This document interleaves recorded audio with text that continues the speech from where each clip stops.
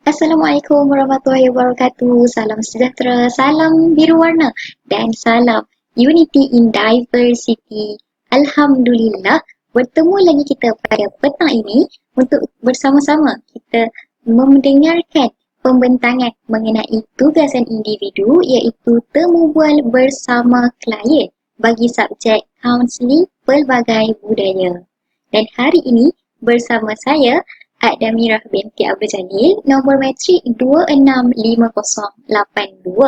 Dan hari ini kita akan mengenali seorang individu yang sebenarnya sangat dekat di hati saya, yang punya tempat istimewa buat diri saya. Jadi, kita akan mengenali apakah identiti-identiti budaya klien saya yang bertuah ini. Jadi dah bersedia? Mari kita mulakan. Jadi hari ini kita akan mengkaji perkara-perkara ini untuk kita mengetahui identiti budaya pasangan saya. Baik, yang pertama kita akan mengetahui apakah yang dimaksudkan dengan kaunseling pelbagai budaya.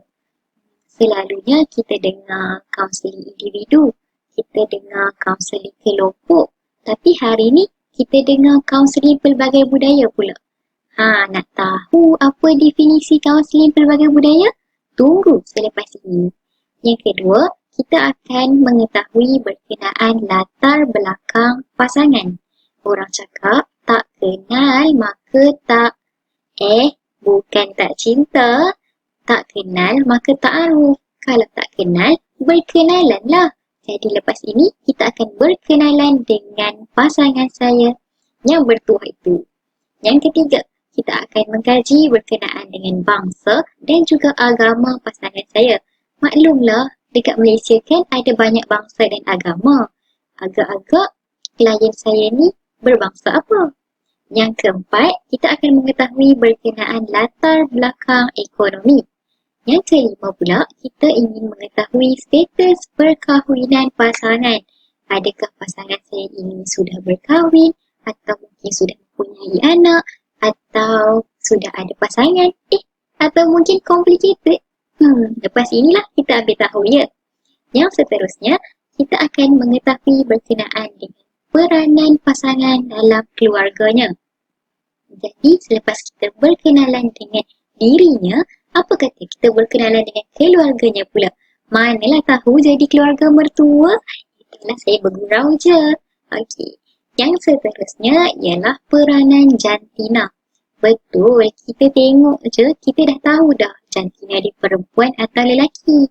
Tapi kita nak tahu lebih lagi ke arah mana identiti ataupun peranan jantina pasangan saya pada hari ini. Dan yang seterusnya ialah peranan sosial. Maklumlah manusia ni kan makhluk sosial. Hidupnya nak bermasyarakat. Jadi, hari ini kita akan ketahui apakah peranan pasangan saya dalam kehidupan sosial beliau. Dan yang terakhir ialah persepsi. Kita akan mengetahui apakah persepsi pasangan saya terhadap diri saya dan pasangan dan juga persepsi saya terhadap diri pasangan saya. Orang cakap persepsi pada pandangan pertama ni jarang betul. Nak tahu betul ke tidak? Kita tengok sampai habis video ni. Boleh? Baik, mari kita teruskan. Pertama sekali, kita akan melihat kepada definisi kaunseling pelbagai budaya. Menurut Corey dan Colinen 2010, kaunseling pelbagai budaya merujuk kepada apa sahaja perhubungan kaunseling tau, bukan perhubungan lain-lain. Okey, apa sahaja perhubungan antara kaunselor dan juga klien dari dua kelompok budaya yang berbeza serta pegangan kepada andaian yang berbeza mengenai realiti sosial dan juga pandangan dunia. Jelaskan definisi kaunseling pelbagai budaya? Baik, seterusnya kita akan bergerak kepada perkara yang kedua. Inilah saya punya pasangan. Nama beliau ialah Intan Izzati binti Izzuddin atau lebih dikenali sebagai Intan. Dan beliau merupakan seorang gadis yang berusia 21 tahun. Muda lagi Intan ni. Intan adalah pelajar ijazah sarjana muda pendidikan, bimbingan dan kaunseling di Universiti Utara Malaysia. Sekarang, Intan sedang berada di semester kelima, iaitu di tahun yang ketiga. Kejap je rasa dah 3 tahun belajar dekat UUM katanya. Lagi setahun je tinggal sebelum habis belajar.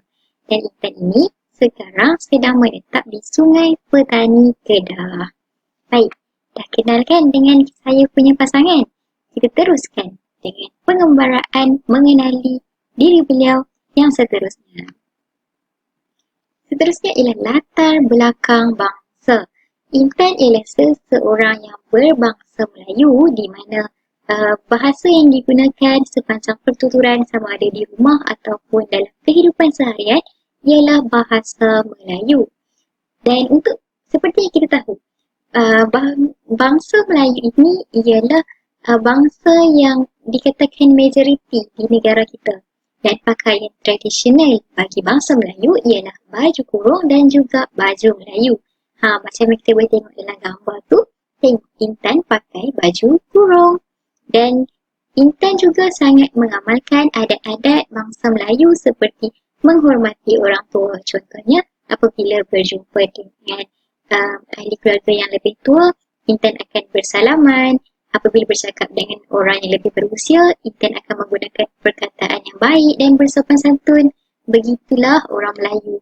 Melayu kaya dengan adat, kan? Okey, kita tengok pula yang seterusnya. Seterusnya ialah latar belakang agama. Intan ialah seorang gadis yang beragama Islam. Dan untuk maklumat semua, Intan juga berkongsi bahawa Islam itu terdiri daripada beberapa perkara, antaranya ialah rukun iman dan juga rukun Islam yang menjadi teras kepada fahaman dan juga amalan Intan dan juga keluarganya. Okey, dekat sini saya ada sertakan gambar-gambar Intan yang menguatkan lagi bahawa Intan adalah seorang yang beragama Islam. Kita boleh tengok dalam gambar tu, Intan itu adalah gambar Intan selepas selesai solat asar di Masjid USM. Cantik kan Masjid USM? Kalau ada yang tak pernah pergi, lepas ni kita buat rombongan pergi sana ya. Baik, gambar yang seterusnya pula ialah gambar Intan menghadiri program kerohanian di Pusat Islam UUM. Siapa yang bersama Intan tu? Macam kenal je. Saya. Dekat situ nampak dengan jelas bahawa Intan ni ialah seorang yang beragama Islam dan berpegang teguh pada ajaran agamanya. Yang seterusnya, kita akan melihat kepada latar belakang ekonomi Intan. Intan ialah dari golongan M40, iaitu golongan yang mempunyai pendapatan isi rumah sebanyak RM4,000 ke atas. Bagi status perkahwinan Intan pula, Intan masih bujang. Jadi ada peluang tahu kawan-kawan. Tak adalah tipu je, Intan nak belajar, jadi belajar dulu, okey? Baik, kita akan tengok yang seterusnya. Peranan dalam keluarga. Bapa Intan ialah seorang pesara tentera, manakala ibu Intan ialah seorang jururawat. Dan Intan mempunyai 4 orang adik-beradik yang terdiri daripada 2 lelaki dan 2 perempuan. Intan merupakan anak kedua daripada 4 orang adik-beradik. Jadi, apa peranan Intan dalam keluarga beliau? Yang pertama ialah peranan Intan sebagai seorang anak. Sebagai seorang anak adalah menjadi tanggungjawab kita semua untuk membahagiakan kedua ibu bapa kita. Menurut Intan, sebagai anak yang masih belajar, beliau merasakan bahawa tanggungjawab untuk mencapai kejayaan dan membahagiakan kedua ibu bapanya sedang terletak di bahunya. Sebagai seorang kakak kepada 2 orang adik pula, Intan menyatakan bahawa beliau mempunyai tanggungjawab untuk menunjukkan teladan yang baik kepada adik-adik beliau. Memandangkan kedua-dua adik beliau ialah lelaki. Biasalah nakal sikit-sikit, kadang-kadang kakak cubit. Baik, yang seterusnya ialah peranan Intan sebagai seorang adik kepada kakak beliau.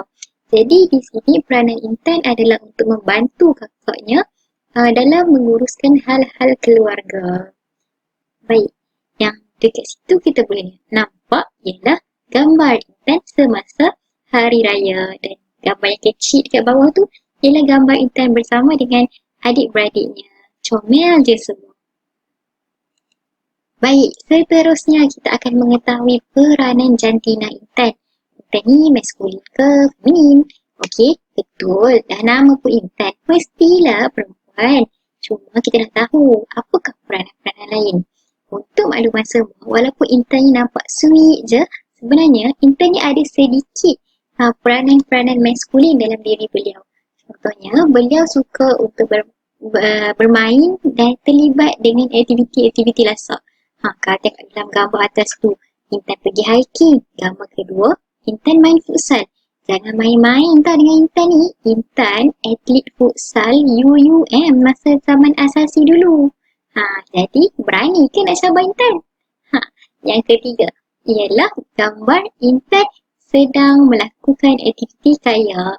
Nampak tak dekat situ? Walaupun Intan ni sebenarnya seorang perempuan, dia tetap juga ada peranan-peranan maskulin tu sebab dia suka aktiviti-aktiviti yang lasak. Okey.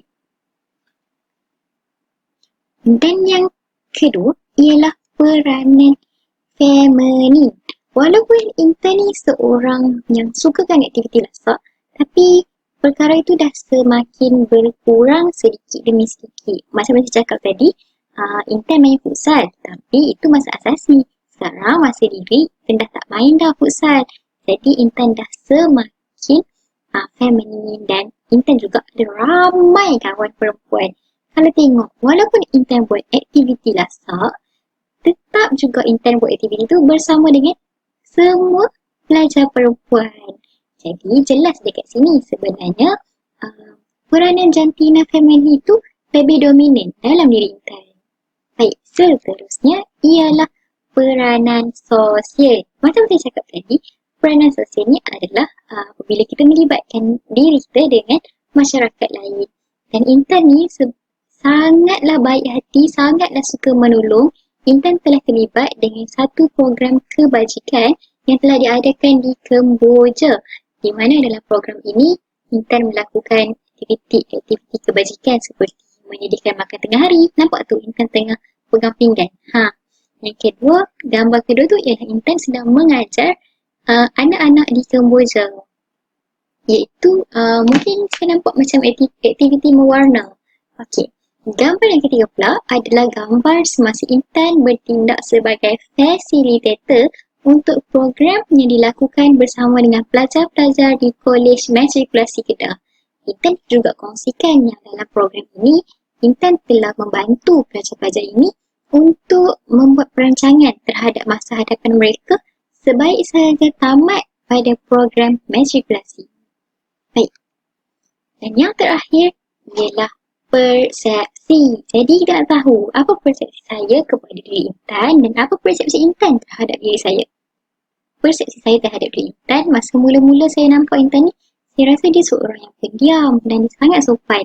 Tetapi bila saya dah kenal dia, rupanya Intan ni peramah. Cuma pada sekiranya dia tak kenal, mungkin dia agak pendiam. Dan sopan tu betul, Intan sangat sopan. Intan pula ada persepsi terhadap diri saya yang mengatakan saya ni seorang yang peramah. Dah tengok video ni kan, tahulah peramah ke tak. Intan juga kata yang saya adalah seorang yang ceria. Okey. Ini adalah lampiran gambar semasa sesi temu bual dijalankan melalui video conference di mana kami telah menggunakan aplikasi Zoom dan diadakan pada 4 November pada jam 9 malam. Jadi, itu sahaja daripada saya. Terima kasih kerana meluangkan masa untuk mendengar pembutangan pada hari ini. Sampai berjumpa lagi. Bye-bye. Assalamualaikum.